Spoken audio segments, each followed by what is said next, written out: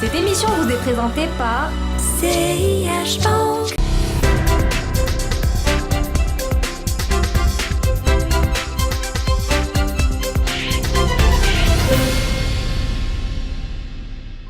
Bonjour à tous et bienvenue dans ce nouveau numéro de l'Hebdo des marchés. En première partie de l'émission, on vous proposera de faire le point sur la semaine boursière à la Bourse de Casablanca. Et puis en deuxième partie, on ira à la rencontre du management de la Bourse de Casablanca. Objectif, nous expliquer pourquoi la grille tarifaire a évolué. Un jour, j'ai essayé une nouvelle banque. Et notre vie a changé.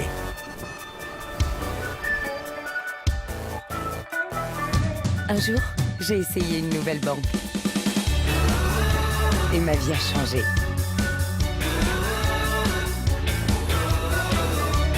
Un jour, j'ai essayé une nouvelle banque. Et ma vie a changé. Un jour, tout comme eux, vous découvrirez qu'on peut améliorer sa vie grâce à de nouvelles solutions simples et innovantes. CIH Bank. La banque de demain, dès aujourd'hui.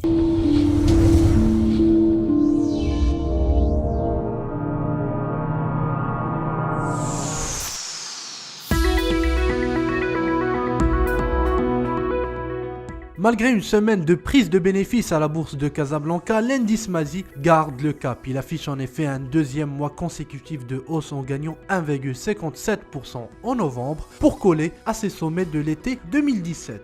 Depuis le début de l'année, la bourse de Casablanca affiche une performance de 7,94% et depuis début 2016, l'indice gagne déjà 40% avec des volumes en hausse qui accompagnent cette hausse. Il faut le dire, le mois de novembre a été profitable aux professionnels de la gestion collective car réglementation oblige, ces derniers sont bien exposés sur le secteur bancaire dont les valeurs se sont relayées pour porter l'indice.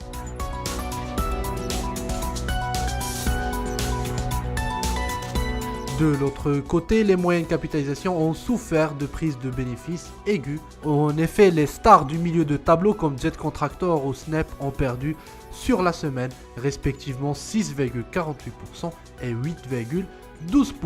Désormais, le regard des investisseurs est tourné vers le mois de décembre et les habituelles opérations d'aller-retour qui ont souvent tendance à booster les performances des portefeuilles. Rappelons que sur les 10 dernières années, 8 fois sur 10, l'indice Mazi a varié en décembre dans le sens de la tendance annuelle. 2017 étant pour l'instant une année haussière, il ne reste plus qu'à espérer un rallye de fin d'année à la bourse de Casablanca. A noter que la nouvelle tarification des commissions de séjour sera corrélée à la capitalisation boursière annuelle moyenne des entreprises alors qu'elle était calculée sur la base du capital social.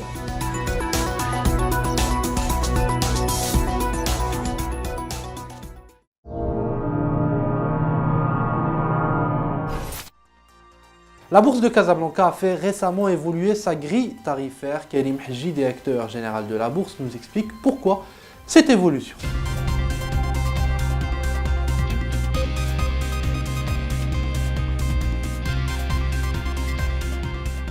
D'abord, je tiens à rappeler que cette grille s'inscrit dans une logique, premièrement, de meilleure et plus grande équité entre les différents émetteurs, les grandes entreprises et les petites et moyennes entreprises. Par exemple, cette grille permet de réduire les frais de séjour pour les petites et moyennes entreprises. D'ailleurs, 60% des entreprises qui sont cotées au second et au troisième compartiment verront leur commission de séjour diminuer. En revanche, les grandes entreprises verront une augmentation de leur commission de séjour qui est en fonction de leur capitalisation, mais ça reste à des niveaux extrêmement modestes par rapport à des bourses comparables en Afrique ou ailleurs.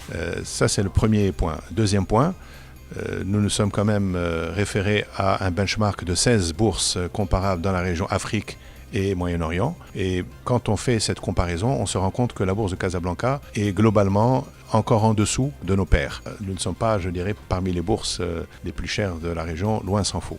Voilà. Et troisièmement, l'idée, c'est aussi de pouvoir assurer le financement des services que la bourse rend aux émetteurs. Et la bourse rend un certain nombre de services aux émetteurs. Au-delà des services de gestion des titres et des introductions en bourse, nous mettons à la disposition des émetteurs un certain nombre de services, notamment notre salle de réunion à la bourse pour les résultats trimestriels, etc. Ahmed Al-Harbi, directeur des opérations de marché à la bourse de Casablanca, nous explique plus en détail les évolutions techniques de cette grille tarifaire. Donc la manière dont la nouvelle grille tarifaire a été faite, on ne touche pas du tout à la partie négociation, donc ce qui fait que le pourcentage qui est connu et qui est reconnu depuis toujours à la bourse de Casablanca n'a pas changé.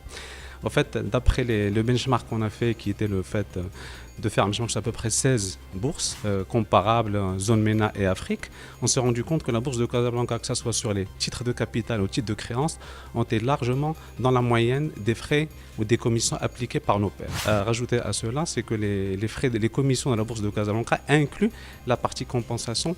Quand vous comparez à d'autres bourses, les frais de compensation sont à peu près du 1 tiers, voire 50% du frais de négociation qui viennent se rajouter aux frais payés par les investisseurs. Le seul impact aujourd'hui et les seuls changements qu'on a pu opérer à la bourse de Casablanca au niveau des grilles tarifaires sont principalement des opérations sur titres, sur lesquelles on a un peu rajouté quelques modifications, principalement sur les augmentations de capital. Certaines qui étaient exonérées, on les a réactivées. On a réactivé la commission sur l'avis d'approbation. C'est un peu toutes les opérations qui nécessitent une note d'information. Donc elles sont accompagnées d'un avis d'approbation de la bourse qu'on a activé. Et en même temps, on a rajouté les commissions relatives à la souscription, du fait que la bourse de Casablanca, dans le cadre d'IPO, d'opérations qui nécessitent une souscription, la bourse de Casablanca récupère toutes les souscriptions et fait la distribution par la suite dans un process connu qui est reconnu conformément aux notes d'information et les règles qui y sont édictées.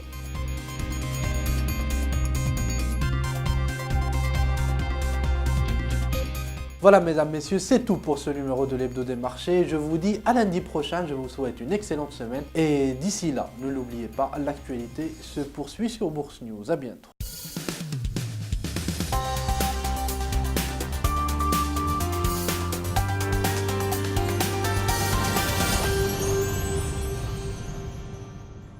Cette émission vous a été présentée par CIH Bank.